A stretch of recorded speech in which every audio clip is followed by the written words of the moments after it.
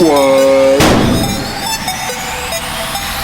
Cash flow, RNC. Cash flow, RNC. Cash flow, RNC. Cash flow, RNC. I'm about that dollar, flow, RNC. I'm about that dollar, flow, RNC. I'm about that dollar, flow, RNC. I'm about that dollar, flow, RNC. RNC. Cause if it don't make dollars, then it don't make sense. Cause if it don't make dollars, then it don't make sense. Cause if it don't make dollars, then it don't make sense. Cause if it don't make dollars, then it don't make sense. I'm a big deal. You other dudes are small time. I'm about my racks, I'm about my stacks, yes, I'm about mine. You suckers ain't getting none. You suckers just better run. See my money wait a time. My team already won. Get up out my way and delay. See, we don't play, we scared it straight. Cause you know we stay the paper chase. Stack dollars to the sky, it's great. There's haters hate. We fly to 8. Good around my waist. Cause we so great.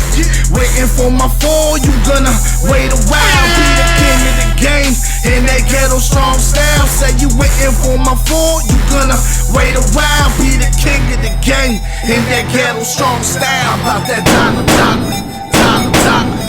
I'm about that dollar, dollar, dollar, dollar. I'm about that dollar, dollar, dollar, dollar. I'm about that dollar, dollar, dollar, dollar. Cause if it don't make dollars, then it don't make sense. Cause if it don't make dollars, then it don't make sense. Cause if it don't make dollars, then it don't make sense. Cause if it don't make dollars, then it don't make sense. What's up, my peoples? Welcome to the second episode of the WildKat Wrestling Wrap-Up with your boy, the WildKat, J. Troy. We here, baby. We here. Second week in a row. First things first, before I get to anything, I would like to thank my man Prophet once again for giving me this platform to be able to speak wrestling with you guys once again. I'm always thankful. Prophet, you're the man for this. I know you're listening. Thank you once again. I'm always thankful. So, before we get into any wrestling topics for today, we had a huge loss in the wrestling world, and that's Rocky Johnson, the father of The Rock. Huge wrestlers in the 70s and 80s, and he influenced so many wrestlers. I know a lot of African American wrestlers did, pay tribute to Rocky Johnson in some way in their wrestling character, because he was an entertaining guy. Like, Soul Man was a soul man. Like, he moved with some soul. Like, man is known for like one of the.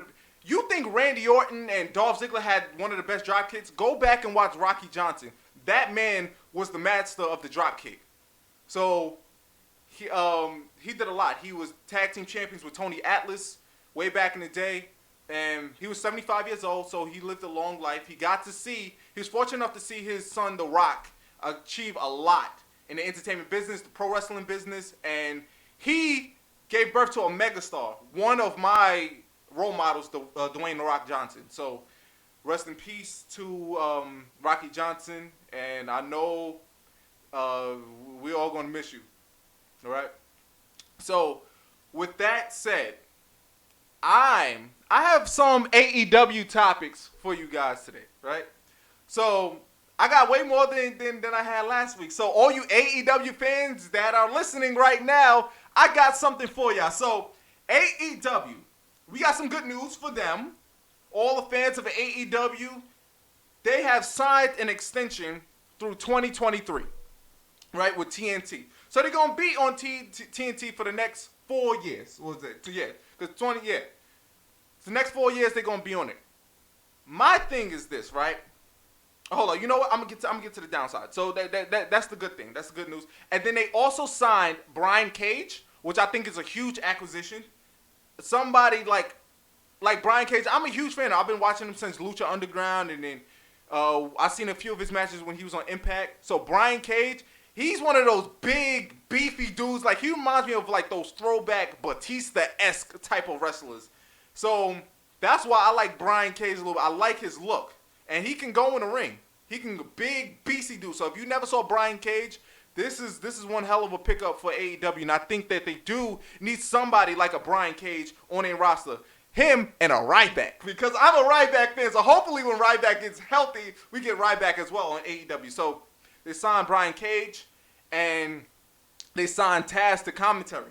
The Human Suplex Machine. Now, the people who's been following AEW know that Taz has been working with AEW the past few weeks, and I do believe he did an episode of AEW recently, and I do believe they were just testing the waters. I think they brought back Vicky Guerrero. I don't think she was doing commentary, but they brought back Vicky Guerrero for one thing. I'm not sure if it was commentary or whatever, but I think they was testing the waters with a few people. And I knew that the minute they threw Taz on commentary, that it wasn't going to be a one-and-done situation. I knew that Taz being there wasn't going to be a one-shot thing because Taz is one of the greatest commentators of all time. I don't think a lot of people talk about Taz, but when you think about that ruthless aggression era, what name comes to mind when you think about commentary? Taz and Cole, Jim Ross and Jerry the King Lawler. So not only do they got Jim Ross now, but they got somebody like Taz on commentary. So Jim Ross and Taz, that takes me back to when I was younger and I was hearing commentary like that way back in the day. I do think Taz and Jim Ross is gonna produce some good commentary because I was huge fan of them both. I feel like Taz does not get enough credit on commentary. When you think about the ruthless aggression era and Brock Lesnar would come out, the first thing you hear was, "Here comes the pain." Or when John Cena would come out, "The doctor's here." Like, come on, man, the word life. This is big. Here comes the doctor. Like, that was Taz. Like, it brings it back to my childhood. But Taz was always a great commentator for me because I think he put a lot of feeling into whatever moves was done in the ring. Whenever a big move happened, and I think a lot of commentators don't really do that. They'd be too busy talking about a lot of things, a lot of irrelevant things that they miss on key moments in the ring. That's why I was a huge fan of JBL when he was doing commentary. I know a lot of people didn't like JBL's commentary, but I was a huge fan of JBL in commentary because not only did he know how to play the heel commentator well, but whenever a big move happened, and I remember whenever Luke Harper would be in the ring and Luke Harper would deliver one of his clotheslines, like, yo, JBL would really sell the hell out of that move. And when Mojo Rawley, a lot of people don't like Mojo, but JBL used to sell Mojo like he was $1 million. So I miss certain commentators like that. But Taz being back on national TV, I think this is a great pickup for AEW, especially for their commentary, because a lot of old school fans is going to connect with that older voice. We already got Jim Ross, and now we got Taz. So congratulations to Taz being signed with AEW, and I think this is going to be great for their commentary. Now, on the downside, right? So AEW signs this extension. So they're going to be on there through 2023. My thing is like this. This deal included a second show. Now, I feel like the show now hasn't really been picking up as much steam. Now, I've been watching every week, and I'm not one of those AEW haters. I'm not going to be one of those people that's wanting the company to fail, because there's a lot of people from my childhood that's in AEW. There's a lot of people that I watched in WWE that could have been stars, and AEW's using them as stars, like a Shawn Spears, and they're using Swagger, a.k.a. Jake Hagar more. Like, people like that, Cody, using them as stars. And then I have a couple people that I know. Private Party. I know Private Party. I'm cool with them. So it's like, I know a lot of people in that company. I wouldn't want that company to fail, but I feel like the product that they're producing, I'm not connecting with it. I'm not really connecting with it that much. I'm trying. Like, I'm really trying. As a pro wrestling fan, I am more Team WWE. If I had to choose a side, I'm going with WWE. All right? But at the end of the day, after WWE, I'm a pro wrestling fan. I'm not going to want this other company to fail, because I do believe competition is what's needed in the pro wrestling business in order for it to survive. Way back in the day, when we had the Attitude Era, when we had WCW, we had ECW, we had WWF, the whole bunch, the three of those companies, and then you had like New Japan was around, but they wasn't going against each other. The real rivals was the WCW and WWF. But that competition is what made the Attitude Era. That competition is what pushed WCW, what really pushed WWF into what the company is today. If it wasn't for WCW pushing them and kicking their ass in the ratings, WWE probably would have. It probably wouldn't have looked good for them in the future. I don't know if WWE would have been around because they got the behinds kicked for like, it was like 82 weeks straight by WCW. That competition is what made WWE progress. AEW, I feel, is what's needed, but I feel like the product what they're producing is not over the top. Oh my God, like AEW is like the greatest thing since sliced bread. No, it's not. If it was up to me, if I had to pick out of Raw, SmackDown, AEW, NXT, which one out of the four was the best one? NXT for me.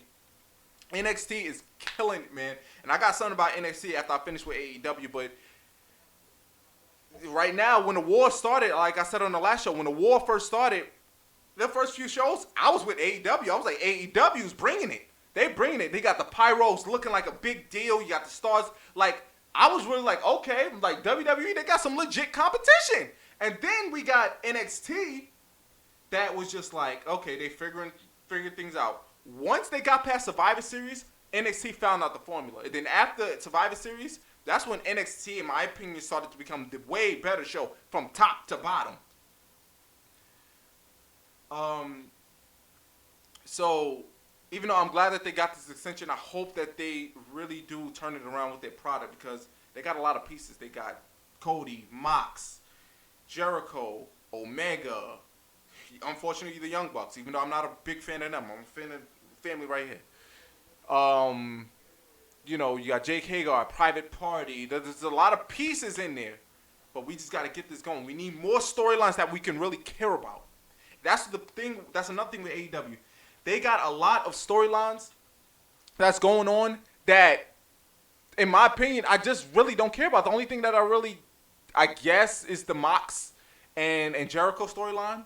It's a slow building storyline to their big match, and I do believe Mox is going to get the championship. But other than that, there's no other real storylines that I'm really caring about. There's nothing else. The Dark Order, no. Even though their promos backstage, like their vignettes and stuff that they film and stuff, like those are the best part about the Dark Order. But once they come to the ring, I don't care about the Dark Order. You know, you got Brandy Rhodes and her thing with Awesome Kong, and like it's then their women's division is so weak to me. No offense to the women that's on it, but I feel like that is, out of all the divisions from Raw, SmackDown, and NXT and all that stuff, AEW has the weakest locker room when it comes to the women.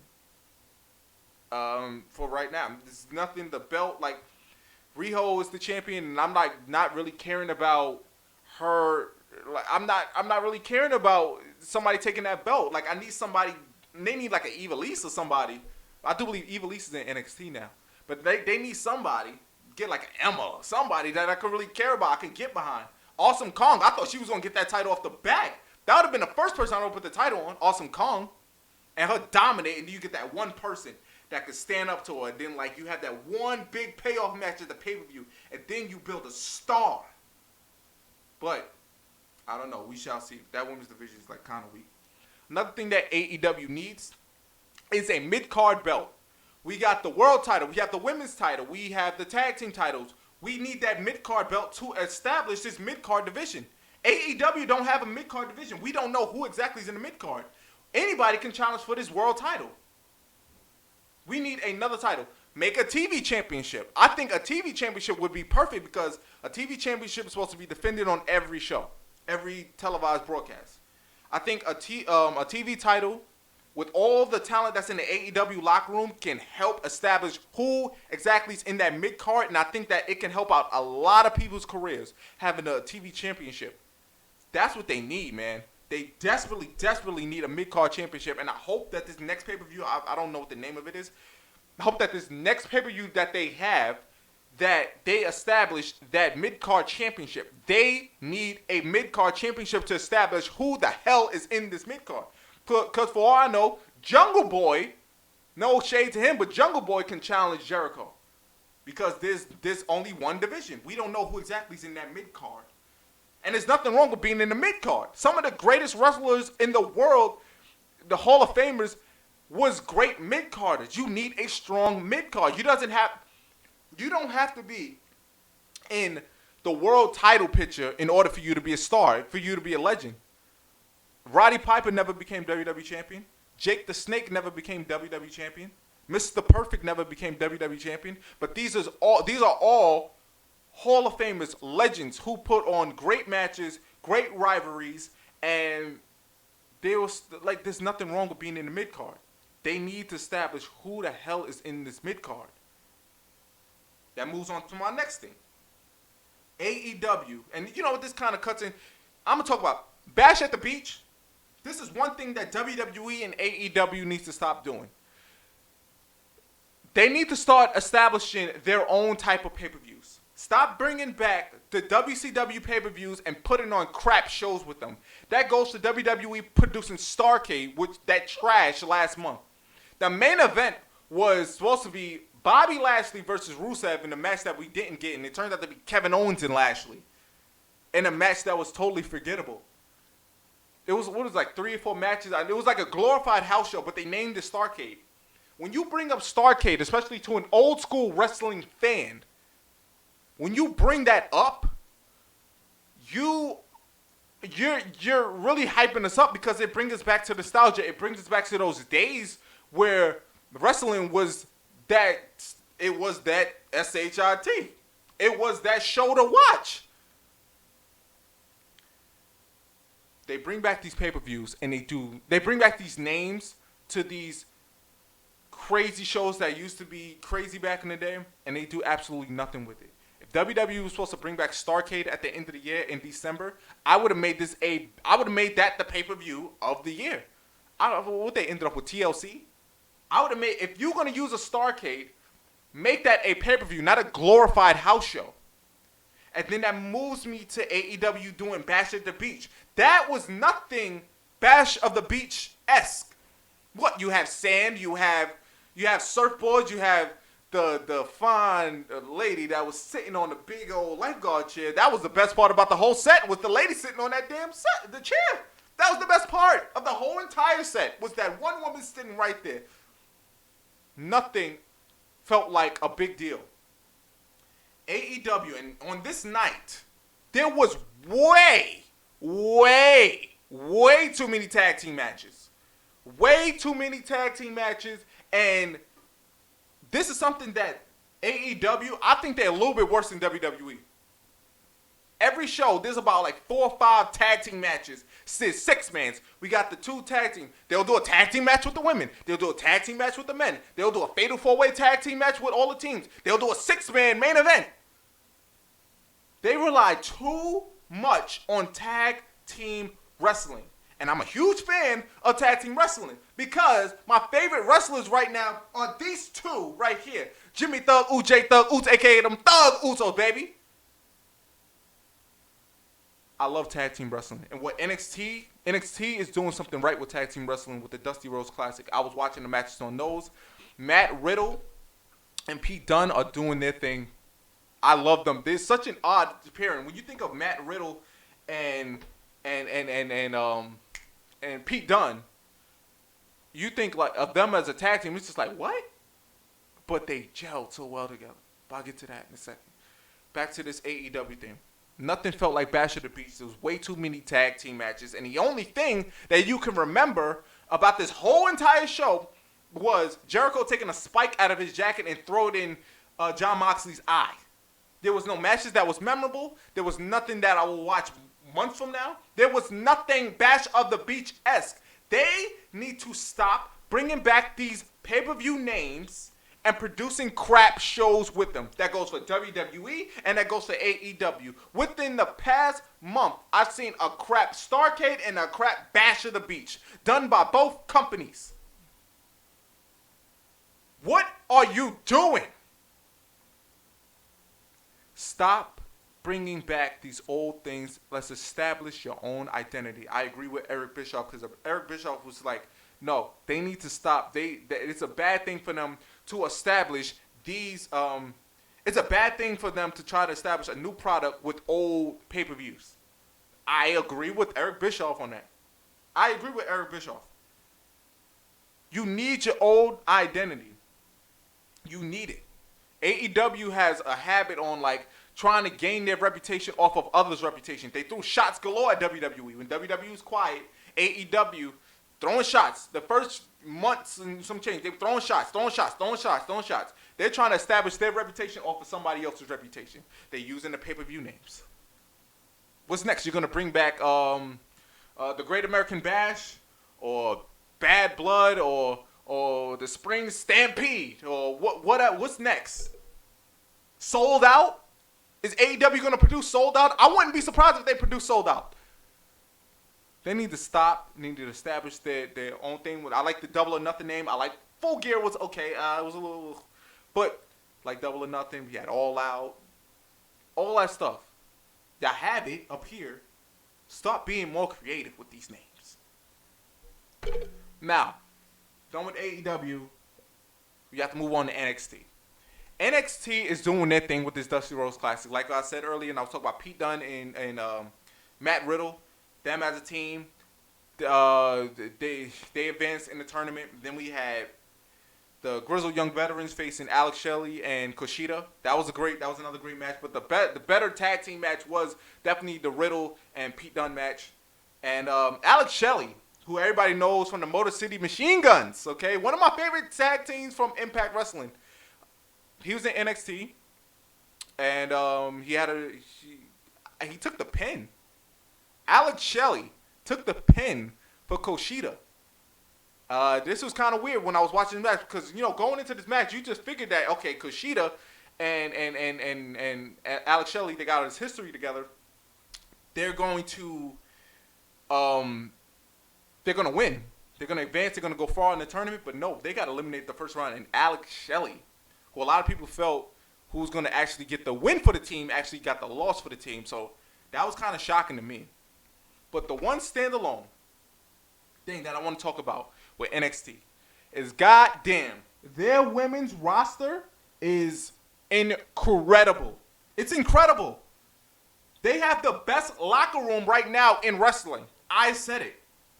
They damn sure be on SmackDown. AEW's non-existent with their women's division. They got to figure out what the hell's going on over there.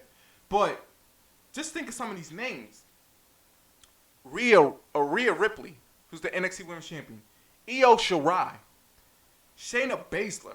Casey Catanzaro, who I think is a huge star in the making. Dakota Kai. Tegan Knox. Toni Storm. Kylie Ray. Michelle Martinez. Bianca Belair. Like, these are just some of the women. The NXT women's roster is so stacked, man. I'm telling you, yo. I'm telling you. It's incredible. Like, I'm enjoying this. A lot of people talking about the NXT women's division wouldn't redeem themselves, wouldn't come back after the 4 horsewomen era. No. It's back. And I think this is stronger than how it was during the horsewomen era. Because around that era, you just had those 4 women, and you had the other ones. But I feel like it's so many people that I just named that could be champion. I could definitely see Toni Storm being champion. Io Shirai. Shayna Baszler just had the title. Bianca Belair could be a champion. Michelle Martinez. Dakota Kai can be a champion. Tegan Knox can be a champion. All these women that I just named can be champion. And it's believable. You can believe it. They doing it right, man. And Keith Lee, that boy is a star, man. Keith Lee, man, is that guy. Him feuding with the Undisputed Era, I'm hoping that Keith Lee gets a championship soon before he goes to the main roster.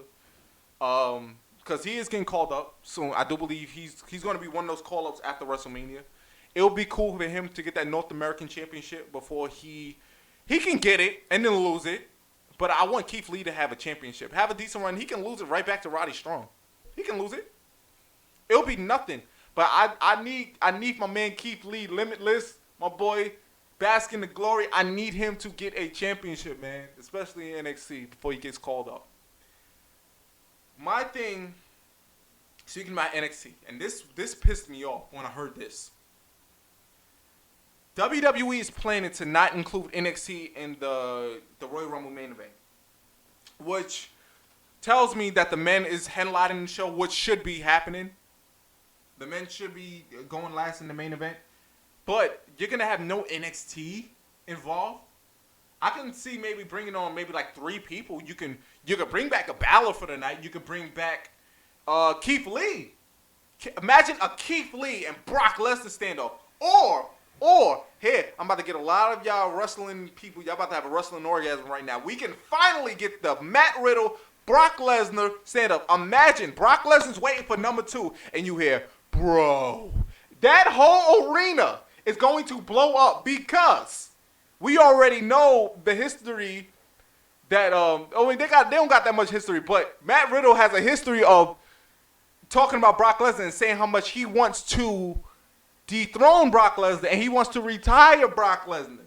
So imagine that number 2 can be the bro. And then we get Matt Riddle, Brock Lesnar. Imagine how that would be. But WWE planning to not include NXT in its main event, I think is a huge, huge mistake. You can bring back an Adam Cole, baby, for the night. You can bring back, like I said, you can bring back a Balor, Johnny Wrestling, a Tommaso Ciampa, a Roddy Strong. You can bring back some people, man. I think WWE's making a huge mistake if that's true. I'm not with that at all. So I hope that WWE do change their mind. And speaking of the Royal Rumble, and see, I had to take a deep breath for this. I had to take a deep, deep, deep breath for this. It is confirmed from the man himself that Cain Velasquez, yes, Cain Velasquez, is in the Royal Rumble match.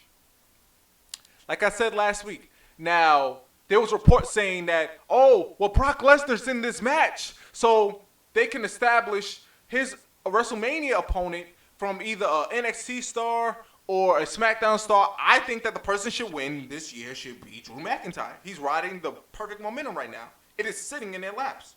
But no. If Cain Velasquez is in this match, Cain Velasquez isn't going for anybody else but Brock Lesnar because of what happened at Crown Jewel. And they have this history with the whole UFC thing and the whole Rey Mysterio thing.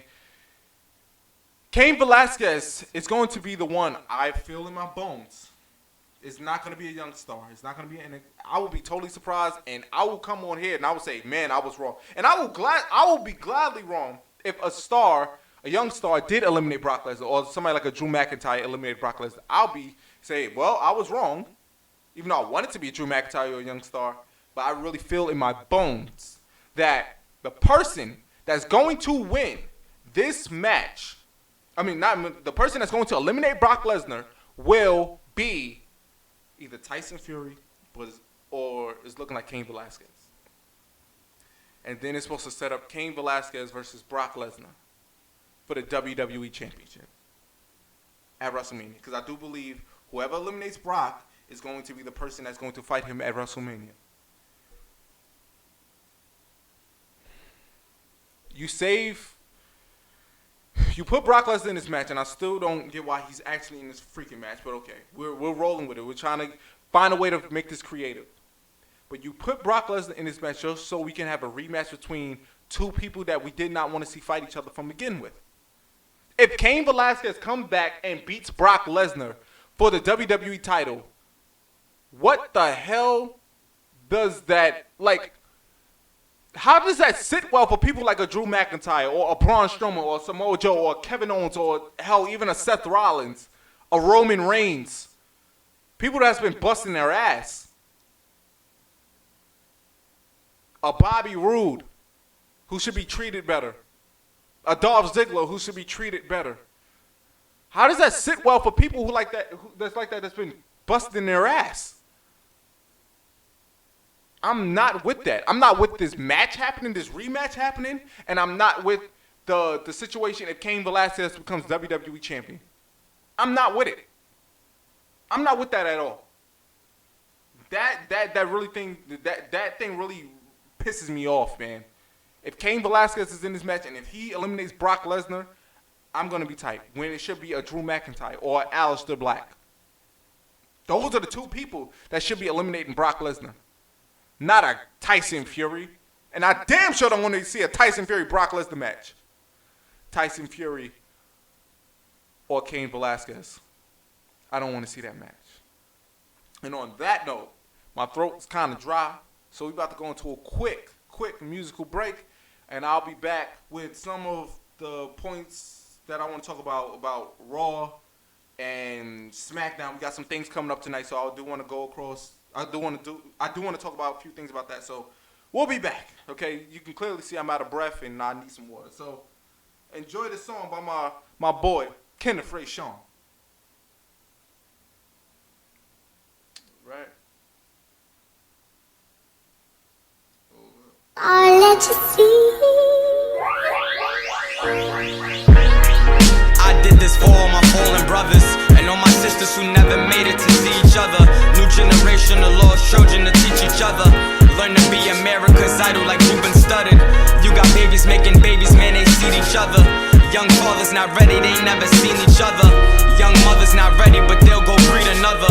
I'm the voice of the young people beneath the clutter. Man, I kinda just started rhyming, but this my calling. I'm like Houston and Harden, you could tell that I'm ballin'. If I end up in the bottom half, you know I'm sorry. I stand alone like a red rose up in the garden, thinking of different things in my life just to make it better. My mother's mother gave me blessings, man, I never met her. My man Q could finally move down since some Texas weather. He had to pull it together, had to do a semester. Had to do a semester.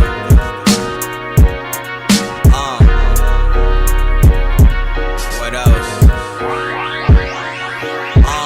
And that go for Rob, he already know his job. Almost got it shaking one time, he was glowing hard. But if brothers never fight, then what's the point of friends? I mean, we always acting cordial till our purpose ends. My man Chris just had a son I seen a couple times. Baby Trav gon' grow up to be the biggest Don. And I don't wanna seem fake, but this is stuff that I hate. We've been cool since I was 8. I don't ever want me and Chris to become enemies. If loyalty debatable, then put an end to me. And I'ma do me, survive by any means. If we ever needed to talk, then we were dead to beef. I got bigger fish to fry instead of you and I. And if you would ever die, you know I'm shooting mine. I mean, who would ever cry if they get crucified? You see that light up at Heaven's Gate, it was Duty's time. It was Duty's time.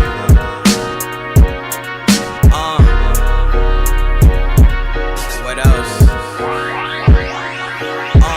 It's a chance to make amends, don't let the story end. A new life will begin, and that's the glory, man. Eminem made stand while Diddy made the band. I'm just trying to build my legacy, the perfect trend. Trying to give my parents everything, you know they win. Growing up wasn't perfect, you know what story sin. Don't ever give that bread up, cause it get moldy then. Wanna give my dad a condo with a chopper.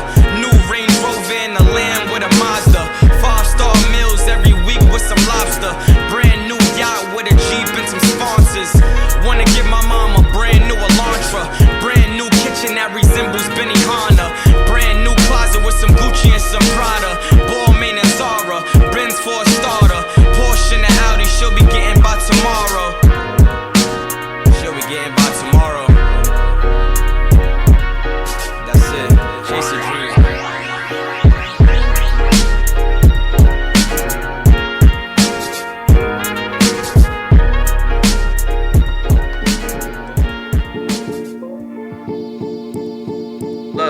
You know, think about the time your mama spent when she birthed you. Why I see it early and I call it like a curfew. I was outside with some killers that could murk you. Always had my back and told me life could get worse too. Told me go to school and find a lady down to earth too.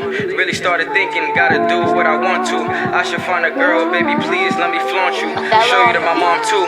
Thinking hard, wonder where the love would begin. Promise me that we always gonna be lovers and friends. I done dealt with many girls and they fought to the end. Relationships that we fought to extend, but it ain't work. Gotta find somebody who gon' understand your worth. Praying for your life like you sitting up in church. Dress you had to toe when the newest of the merch. Can you understand my pain through this verse? Listen, you know it's all because of you and I'm never sad and blue. Girl, you brighten up my days in your own special way. Whenever you around and I'm never feeling down. You my trusted friend and only you I can depend. You take away the pain and you bring me paradise. And when them days is cloudy, girl, you brighten up my life. It's all because of you, baby. You my everything. You my everything, girl, and everything is you. I be praying so confused, so just tell me what you feeling. Reminisce on days, all we did, we was chilling. Have a life with me, we could travel, we'd be living. Do you wanna be with me, cause it's the right decision. I remember times I was focused on the mission, thinking I was cool, trying to be with different women. Karma was the worst, and I admit that I was tripping. Something's really missing. I really try hard to show you better days, and this little thing of ours will never fade away. If you holding down yours, then everything is great. This is all for heaven's sake. I'm just opening the gate, cause it's a lot that I've been through. You was really there when I was dealing with some issues. Only thing I needed is I love you and I miss you. Time to tell it all, but that's something that you've been new. Always gonna defend you, I can't see it coming down your eyes, so I gotta make the song cry. And I'm just waiting for the rose and the wedding day where I propose a toast. And they hating on my lady cause I'm bragging and I boast. I'm just stuck up in the age where having different morals make you wanna love for days. And values and loyalty and honesty and God could really show you somebody. You reaching for the stars, you know who you are. And it's all because of you that I'm never sad and blue. You brighten up my days in your own special way. Whenever you around, girl, I'm never feeling down. You my trusted friend and only you I can depend. You take away the pain and you bring me paradise. And when them days is cloudy, girl, you brighten up my life. It's all because of you, baby. You my everything. You my everything, girl, and everything is you. That's it.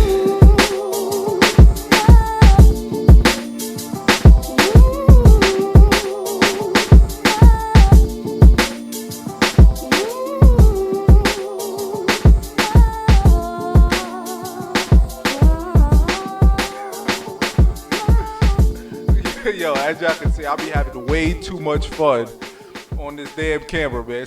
Man, Prophet, you shouldn't put this damn camera here because I'm having way too much fun on it. So anyway, so we're back. I had a drink of water, and my throat is, we back, okay? We back with the WildKat Wrestling Wrap-Up on WEMS Radio with your boy, the WildKat J. Troy. We here, baby. We doing it. We talking wrestling right now. If you want to get in on the conversation, and I made this huge mistake. I'm a man that admits I make mistakes. If you do want to call in, get in on a conversation. The number is 347-422-7289. The number is 347-422-7289. That's how you say it right there.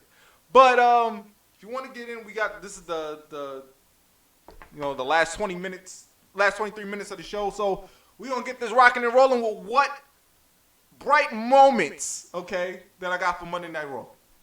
Now, the Monday Night Messiah, Seth Rollins, right? Now he's the Monday Night Messiah. He has his disciples, I guess. That's their names. I don't know what the full stable faction is. But for some reason, I kind of like this formation with Buddy Murphy. I like it. It was a stable that I didn't think that I need. And this will help out the AOP. This will help out Buddy Murphy by getting the rub from Seth Rollins. And this is kind of interesting. A good, legitimate stable / faction is back. So Seth Rollins has his new team, and it's not the Shield. He built, like the architect that he is, he built another team, another faction that looks pretty badass. You got the AOP. You got Buddy Murphy, and then we have the Monday Night Messiah, Seth Rollins. Them shirts that they came out with was pretty badass. The Monday Night Messiah shirts, pretty badass shirt. But I think all four of these men can hold all the gold on Raw. I can see it happening. I can see Buddy Murphy. What titles? The U.S. Championship. I can see Buddy Murphy getting that title. The AOP getting the tag team titles, and I do see Seth Rollins getting that WWE Championship. I can see all four of those men holding gold with that faction. It's a pretty badass faction. They got 4 talented dudes on there, so this is kind of interesting to see where this goes. Now, I want to get in before I talk about the one bright spot. The best part about the whole show. I'm about to talk about what I didn't like. So, we finally get that fist fight. So I was trying to figure out all week, what the hell is a fist fight?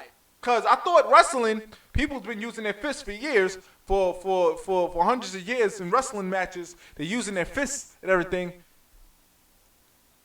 We finally find out what a fist fight is in professional wrestling. It's a fight where there's no rules. There's no disqualifications, no countouts. You can do whatever you want. You lose when the referee say that you're unable to compete anymore. So once all the members are basically knocked the hell out, that's when the other team wins. This fist fight that I watched, I don't know what to call it. I don't know if I liked it. I don't know if I didn't like it. It was just a brawl to me, a glorified brawl with the referee. This made Kevin Owens, Samoa Joe, and the Big Show look weak as hell. They got, especially Samoa Joe and KO, at least with like the Big Show, he like kind of got jumped by everybody. But KO and Samoa Joe clearly got their ass kicked. They got their ass kicked single-handedly by the AOP. This match did nothing for them. Did nothing for the Big Show, but it did everything for Buddy Murphy, who joined the team. The highlight of this entire thing was Kevin Owens acting like Tony Hawk, running up the stage ramp that looks like a half pipe. I low-key want to skateboard in it, even though I'm scared of skateboarding, because I do have a skateboard. I low-key do want to skateboard down that thing, but that's besides the point. Kevin Owens runs up the ramp / stage, and he does a cannonball off of it on top of the AOP and Samoa Joe, all them people. That was the highlight of this entire thing. This entire fist fight, as it was going on, Kevin Owens stole that entire match with that one move. Another downside. Liv Morgan. I expressed my frustration on the last show when it came to Liv Morgan. Liv Morgan had everything. She had all the momentum under the sun, and she didn't have to be on TV. We was all trying to figure out what was going to happen with Liv Morgan when she comes back. Was she really going to join The Fiend? We was really anticipating her joining The Fiend because she can be that Harley Quinn-esque character. And Liv Morgan, knowing Liv Morgan, she's a talented girl. And if you give her a gimmick, she'll be able to sell the hell out of it, especially a Harley Quinn-esque gimmick. She's in the Lana Lashley Rusev storyline, which has been absolute trash. Dog doo-doo. She gets her ass kicked by Lana this week. So Liv Morgan, who we've been anticipating for her to come back, she's finally here. She's finally back. And her second week back, she's getting her ass kicked by Lana. Just think about that. She's getting her ass kicked by Lana. This isn't a Charlotte Flair. This isn't a Becky Two Belts. This is not a Sasha Banks. This is not a Bayley. It's Lana. Lana. Liv Morgan comes down to the Bobby Lashley Rusev match. Who cares about it? But she comes down. She gets in Lana's face. Lana throws a fan's Pepsi or whatever in her eyes. And all of a sudden, Liv Morgan is blind. She can't do nothing. And then all of a sudden, she starts getting scared of Lana. Lana grabs her and throws her, chucks her into the barricade. Now, the highlight of this entire thing was seeing Liv Morgan wet. I'm not even going to hold you. The whole thing, the highlight of this entire debacle was seeing Liv Morgan drenched in all that wet fluid. But she should not be in this storyline. Liv Morgan deserves better, man. Liv Morgan deserved to be in that character with The Fiend. She would have instantly been a megastar in one segment with The Fiend, because The Fiend is the biggest character we have right now. Character. That you can really believe. Somebody you can really get behind. The Fiend.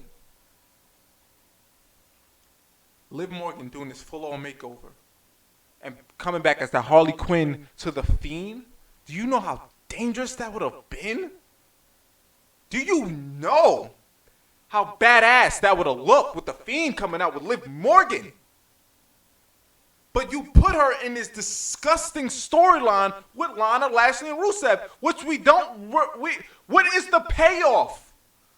What is the payoff from this for this match? Rusev, he's divorced. He's supposed to be happy. Oh, I'm done with Lana. I'm happy. I'm on vacation. Lana and Lashley, they got their thing going on. Okay, fine. You took Rusev's wife. What is the payoff? Rusev, I'm sure as hell, in storyline, because they're still technically married, but in storyline, do you want your wife back? Do you want her back after she disrespected you, cheated on you, and married another man? No. The storyline is dead. It's been dead since the second and third week. They botched this entire thing because it could have been interesting at first. I was behind it that first night because I was like, what the hell is going on? But they botched it. Meaningless storyline. They dragged out Rusev getting his hands on Lashley to the point that when he did get his hands on Lashley, we didn't even care no more. And they put Liv Morgan in this as Lana's lesbian lover. Now, the image of Lana and Liv together, yes, that's a sight I would like to see. But Liv Morgan should not be in this segment, in this setting. Man, it's disgusting. It is disgusting what they did with Liv Morgan. And what the hell happened to Bobby Lashley? What has Bobby Lashley become? You know, back in the day when we used to mention Bobby Lashley's name in like 2007, 2008, those days when he was on SmackDown, he was running Rush Hour on ECW, he was the ECW champion. Bobby Lashley was that guy, man. Bobby Lashley was that dude. Bobby Lashley was that dude that we wanted Brock Lesnar to come back to the company just so we can have the Bobby Lashley-Brock Lesnar match. Bobby Lashley was a star. And even when he came back, he had an opportunity because he had a lot of momentum when he was in Impact. Impact, and they don't get a lot of credit. They treated Bobby Lashley like a star. He had all the championships. At one point, he had like 4 or 5 championships at one time. Bobby Lashley has been treated so disgustingly since he came back. He went into that storyline with Sami Zayn that instantly killed his momentum with his sisters, Bobby Lashley's sisters. We do not want to remember that segment with the whole Sami Zayn thing. But they did have a shot. They had a chance when he fought Roman Reigns and he beat Roman Reigns clean. And then they want to do the number one contenders match. I think whoever won fought Brock Lesnar at the time. So around that time, he was like, okay, we're finally going to get the Bobby Lashley-Brock Lesnar match that we wanted. But no, we didn't. Roman Reigns, he wins the match, so he gets his win back. And then Bobby Lashley just goes into obscurity. Bobby Lashley hasn't been the same ever since. No, you know what? I'm lying right now. He had a shot with Lio Rush. But when he was with Lio Rush, Bobby Lashley was looked at more of a mid-carder. When he was fighting with Roman Reigns, he was looked at as a main eventer. Somebody as a credible threat. When he was with Lio Rush, that's when he started to get less believable as somebody that can really take on Brock Lesnar in the WWE. Now, he can legit fight Brock Lesnar. You know, they got that MMA background. He got that MMA background, but I feel like what they did with the Bobby Lashley character is not a credible threat at all. He's not a credible threat. Who's he feuding? He's feuding with Rusev, and he's barely getting past him. Bobby Lashley in 2019 sucks. And it's a shame because he's still a great wrestler that has great athletic ability. He still has the package to be a star, but what they've done with him over these past few years has been god awful. It's been disgusting. Bobby Lashley deserves better than this. And there's so many other wrestlers. You know what? I'm gonna talk about Cesaro next week because Cesaro needs a little bit more time. Because I think what they did with Cesaro is an absolute crime. I'm gonna get Cesaro, and then this 1 week I'm gonna go on with Nakamura. I'm gonna talk about Sami Zayn. There's so many wrestlers that's been treated so trash. Apollo Crews. So many wrestlers. But Bobby Lashley, man, oh man, have the times has changed. Bobby Lashley in 2007, 2008 was a star. Bobby Lashley in 2019, 2020 is absolute doo-doo.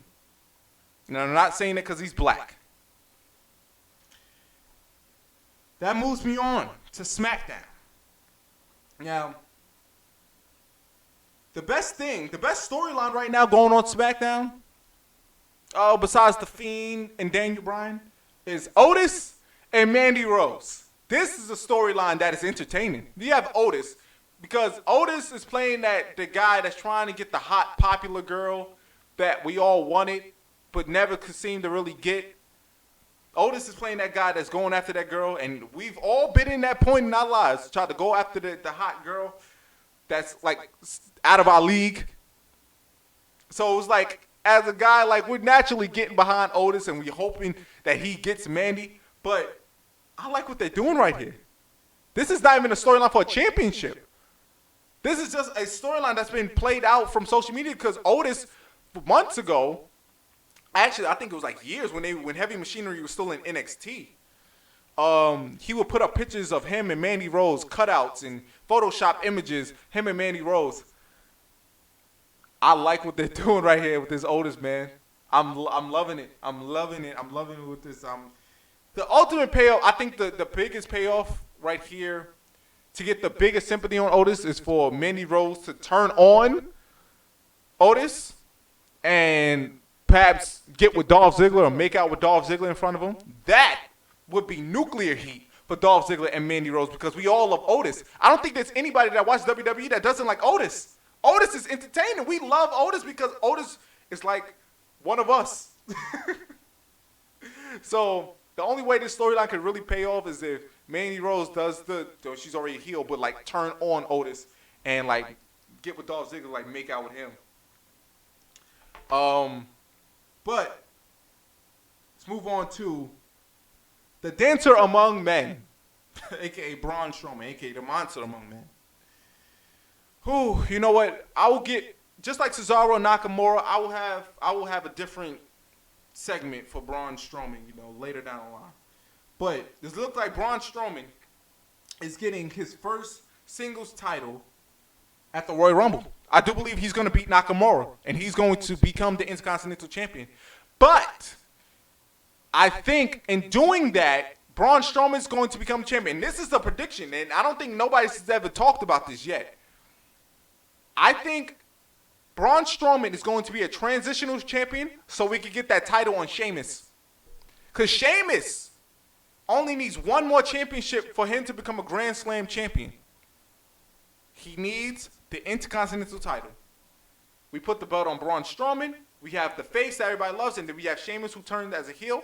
I think a Sheamus-Braun Strowman feud, surprisingly, I think that would be very entertaining. Two hard-hitting big dudes that just like to fight, just going at it and clashing. That's something that I would want to watch. That would be a great rivalry. I think you put the title on Braun Strowman, have him pick up a few matches, but then we have that Sheamus-Braun Strowman match at WrestleMania, and then we have Sheamus get the dub, the shocker win. Man, what a huge moment for Sheamus, because not only would he become a Grand Slam champion at WrestleMania, but we all remember him becoming world champion in 18 seconds at WrestleMania 28. So I think we should do that. I think that's where WWE is going to go. That's where they should go. But I think when Braun Strowman gets that title from Nakamura, because I do believe he's going to win, it's for him to get that belt over to Sheamus. So that's what I think is going on that. Now, hopefully I got enough energy to do this, but I got to talk about my family. Them thuggles up, man. Them thuggles up. Jimmy Thug, UJ Thug, Ooh, that says day one. That is me, baby. So, I got to talk about my family. Jimmy Thug, UJ Thug, Ooh. I'm rocking the shirt right now. They was brought back a couple weeks ago to be the lackeys of Roman Reigns. Now, I figured that they was going to be, they was going to form the bloodline or whatever, but right now they're looking like lackeys, right?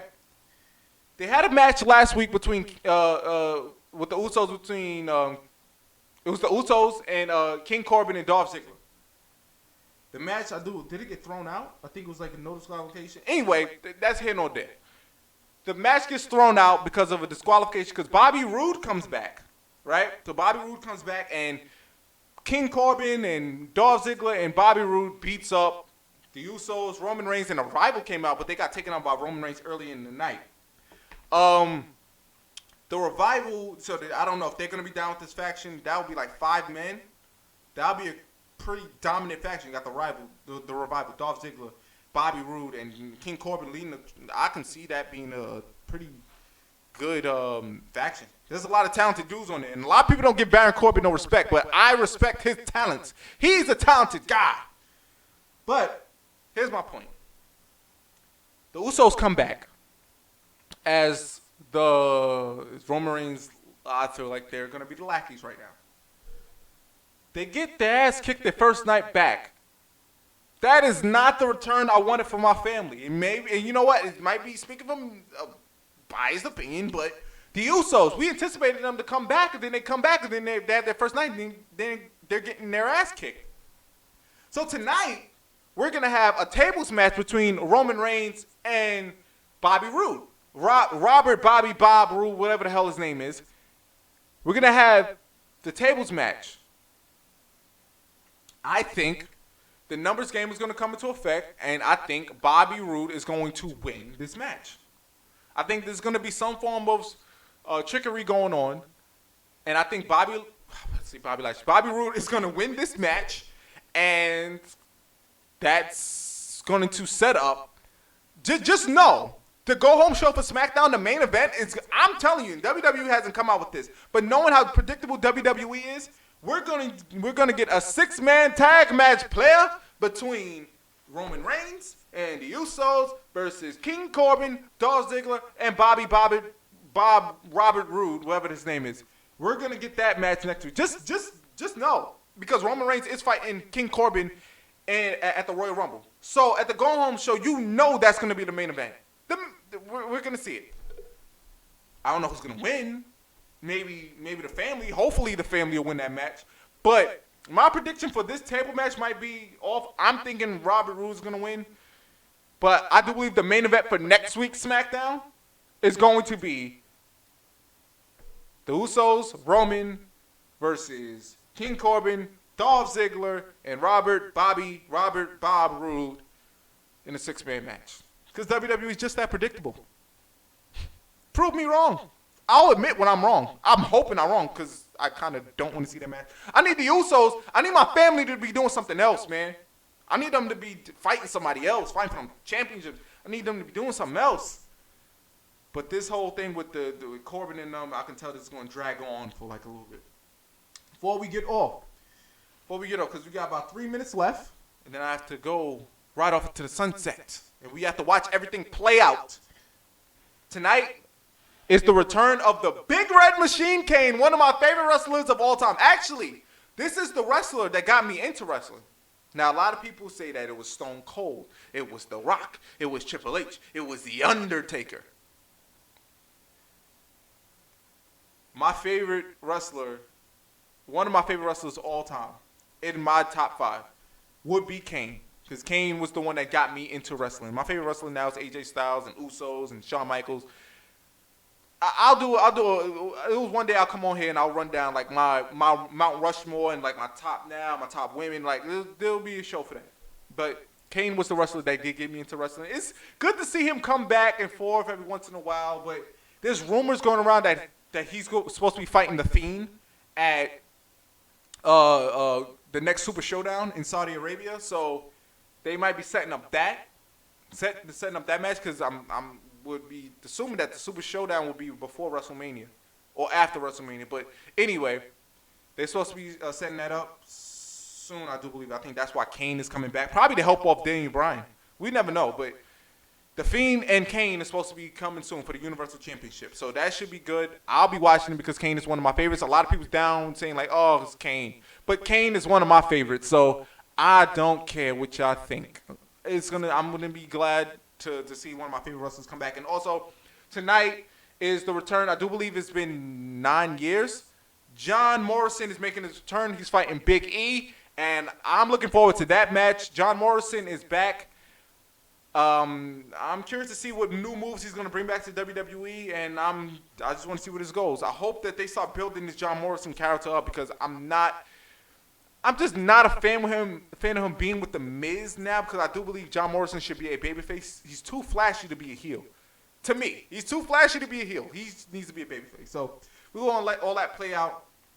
This has been the second episode of the WildKat Wrestling Wrap-Up, hosted by your boy, the WildKat J. Troy. We got another one in the books. So, I'll be back next week, same time, from 5 to 6 p.m. And don't be afraid to call in if you got any thoughts, concerns. If you think I'm wrong, I'm one of those wrestling fans that likes to hear it out, right? So, this has been your boy, the WildKat J. Troy, once again. And we signing out.